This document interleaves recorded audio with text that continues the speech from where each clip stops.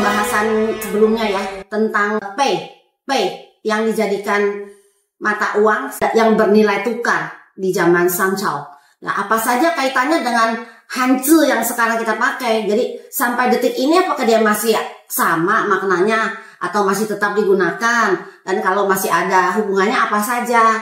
Nah, itu yang perlu kita angkat kan? Radikal pay, ya kan? Ini fantizi, jentizinya ini. Bedanya sama Chen apa? Yang satu bawahnya ren, yang satu berbuntut. Kalau kita lihat pay-nya aja, 旁边有个被字的字，什么字？ masuk. Nah, tapi itu kan bukan radikal ya. Kalau dia kan P-nya itu utuh, P itu utuh. P artinya apa? Bagian sayang. Kayak baby gitu gak sih? Sebenarnya kalau misalnya P dipakai artinya baby itu cocokologi. Itu cocokologi yang memang kebetulan aja lafalnya mirip. Baby kan kalau misalnya Inggris, dia tulisannya apa? B dua-duanya. Jadi double B kan dua-duanya kan? Zhongwen. Baby mau ngomonginnya apa? Baby. Kan nggak enak. Baby itu kalau misalnya Inggris itu artinya apa? Kan bayi kan. Nah, kata baby ini kan kalau secara mentah diserap ke dalam Zhongwen, kira-kira dia akan dilafalnya jadi apa? Baby. Jelek banget dong. Kenapa jelek? Nggak enak didengar. Baby. Atau iya nggak enak didengar. Tapi kenapa refleksnya kalian tuh bisa langsung nggak enak didengar? Karena ada nggak baby di dalam Mandarin dan itu artinya positif apa negatif? Nah itu aja nggak tahu. Nah, baby xiaoren, kenapa belakangnya ditambah xiaoren? Xiaoren, maksud penabahasan. Kenapa dibilang orang kecil? Yang dibilang orang kecil itu orang seperti apa? Kerdil. Apanya yang kerdil? Badannya. Bukan. Otaknya. Bukan. Otaknya kerdil. Waduh. Selesai siapa ya? Otak ayam. Xiaoren orang kecil itu udah pasti yang kecilnya itu di mana? Dia akhlaknya buruk, sikap dan perilakunya tidak beradab dan sebagainya, dan melakukan hal-hal yang melanggar norma, melakukan hal-hal yang dianggap kok bisa ya manusia yang normal itu seharusnya nggak begini loh, melakukan hal seperti ini. Contoh ngegibah di belakang dan gibahnya ditambahin bumbu pedas-pedas sehingga terbentuklah fitnah. Demi apa? Mungkin menjatuhkan orang dari kekuasaan, ya kan? Nyari teman juga bisa. Nah, perbuatan seperti itu kalau disandingkan kata sifat, nah itu singlong, justru baby. Jadi baby 这两个字 konotasinya itu udah sangat negatif. Kalau misalnya baby terus dilafal jadi baby, 中国人也不会很舒服，gitu. 你们现在听起来舒服吗？ Juga enggak kan? Aneh kan? Gitu kan? Jadi apa lafal yang enak yang ketemu B sama B? Oh ya udah Pau P. Tapi kenapa Pau P itu bisa dikaitkan kepada baby? Pau-nya artinya apa? Kalau Pau itu apa? Pau itu kalau kita lihat bentuknya, sebelum kita masuk ke P-nya, kita pahami dulu Pau. Tulisannya seperti apa? Dia di atas ada kepala. Dalamnya apa? Wang. Bukan wang. Wang tambah tompel. Wang punya tai lalat. Wang tapi punya tai lalat. Jadi bacanya apa? Betul. Bahasa Hokkien bacanya giok. Oh, giok. Itu barang itu. Nah, sekarang di pasaran giok tuh mahal apa murah? Mahal kan? Mahal. Taruhnya di dalam rumah apa? Di luar rumah? Di dalam. Nah, makanya aneh nih kalau misalnya ada yang punya mobil taruhnya di luar pagar tuh. Ya, sambal terasi yang cuma goceng. Sambal terasi yang cuma goceng taruhnya di dalam kulkas. Kulkasnya di mana? Di dalam rumah. Mobil yang cicilannya belum lunas ditaruh di depan pagar. Ngores motor marah. Salah siapa? Ya, nah ini. Jadi Pau itu giok yang ditaruhnya di dalam rumah, minimal pasti di dalam atap. Dia bentuknya kayak begitu. Kenapa ditaruhnya di dalam rumah? Karena dia dianggap Berharga. Terus disandingkan dengan P. P tadi kita bilang apa? Dia batok kerang yang digunakan apa di zaman Sangsa? Sebagai alat tukar, ya kan? Sebagai uang. Sebagai uang. Batoknya doang nih. Isinya diapain? Dijual lagi, apa dipakai? Dijual, dipakai bisa. dagingnya ada yang makan. Kalau di dalamnya ketemu mutiara, nah itu mutiaranya. ya kan? Iya. Mutiara dimakan bisa nggak? Enggak. Yakin? Emang bisa loh, Sun? Yakin? Nggak pernah makan. Ya. Coba cencufen itu apa? Bisa masuk ke dalam perut nggak?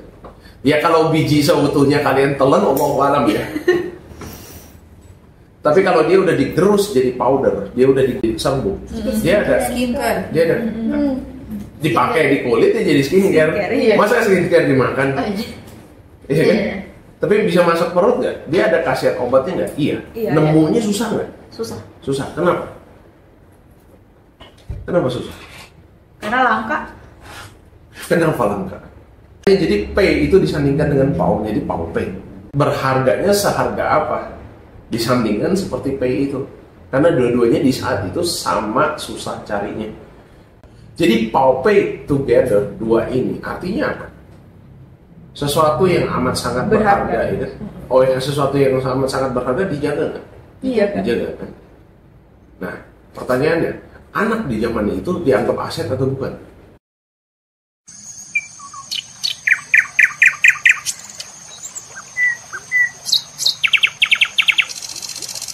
Nah, selain Pau P ada lagi nggak yang dianya di samping?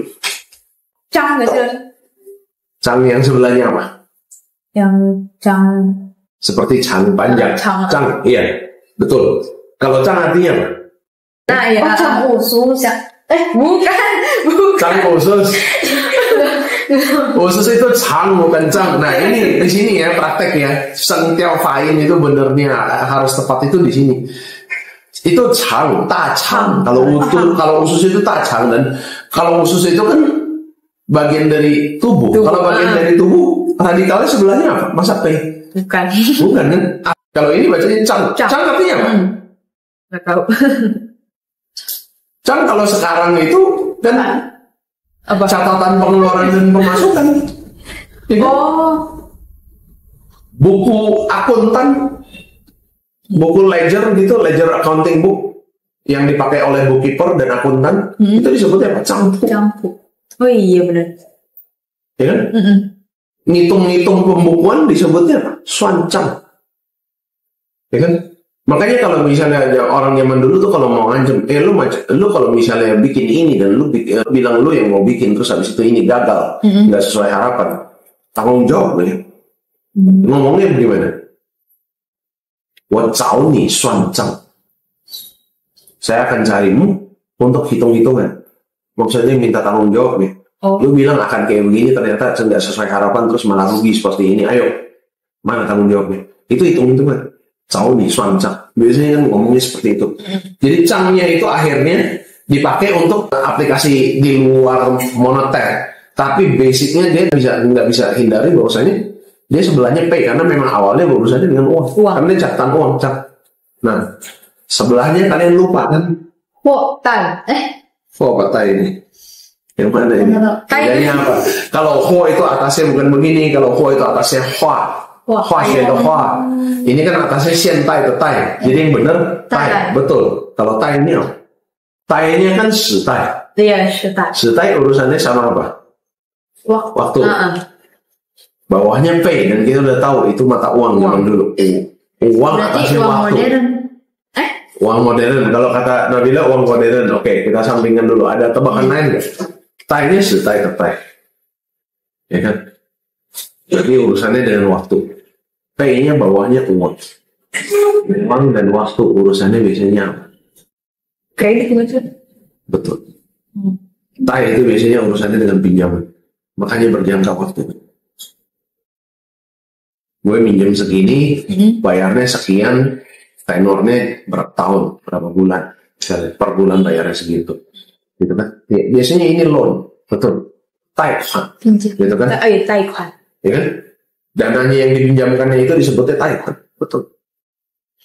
Nah, sebenarnya harusnya ada dua. Tapi kalian nggak akan kepikiran di sini karena yang kalian pelajari itu hurufnya kalau zaman sekarang tuh udah pakainya ciantizi kalau di kita ya. Versi fantizinya ada P-nya di bawah. Yaitu apa? Apa ya? Mai. Oh. Mai dulunya tulisannya seperti apa? Ini mah. Oh. Ini mah. Ada P-nya nggak? Ada. Ada kan? Karena ketika sistem jual beli udah ada, adalah sistem apa, uang sudah ada, dan P ini sudah digunakan sebagai alat tukar. Gitu kan? Yang lama-kelamaan kan seperti di video yang sebelumnya saya bilang, sama seperti uang kertas sekarang. Zaman itu P makin lama makin susah dicari, lalu orang-orang mulai ambil sosok pengganti untuk P-nya itu dan digunakan sebagai alat tukar, gitu kan? Jadi sistem alat pengganti yang dijadikan simbol alat tukar itu dari dulu memang sudah ada, yang akhirnya menjadi uang kertas juga di kita, gitu kan? Karena uang kertas sebenarnya kalian ngerti nggak konsepnya? What is money? Enggak. Itu adalah surat janji. Surat awalnya. Iya, itu adalah surat janji. Sekian lembar kertas itu bisa ditukarkan emas berapa banyak? Kayak hitam di atas putih gitu. Iya. Makanya uang kertas yang paling awal di Tiongkok itu lembarannya sepanjang Lebar. lebar, dan tulisnya seperti itu. Itu di zaman ketika sudah ada kertas dan sudah ada kuas dan sudah ada tinta dan mesin percetakan yang paling purba sudah terciptakan di situ.